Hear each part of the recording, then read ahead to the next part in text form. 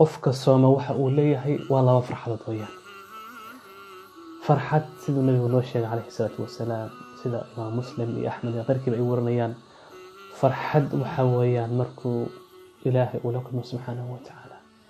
farxadna waa maalinta uu ramadaan ku dhammaado oo soonkii uu soo dhammaystiro maalmihii koobnaayo ilaahay sheegay subxaanahu wa tacaala uu yiri ayaaman macduudaat maalmihii koobnaa ilaahay yiri waa maalmo kooban markuu ka soo laaco oo uu soo dhammaystirto farxad baa u yaala wuxuu ku farxayaa sabarkii iyo ilaahay subxaanahu wa tacaala wuxuu ugu kaalmeeyay oo soonka hay sidoo uu ku ku farxayaa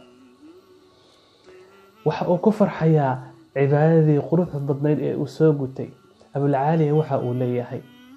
qofka marka uu sooman yahay hadduu rabo hajiifa firaashkiisa ee cibaado ayuu ku sugan yahay saas darteed bay xaafsa waxay oran jirtay yaa xabada waxay oran jirtay cibaadatan wa ana ala firaashi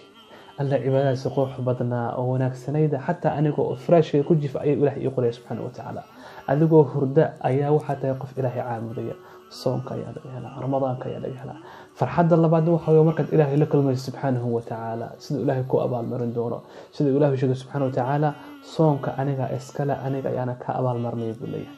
ilaahay kuba ku sabax naga dhigo jazaakumullahu khayr jazaa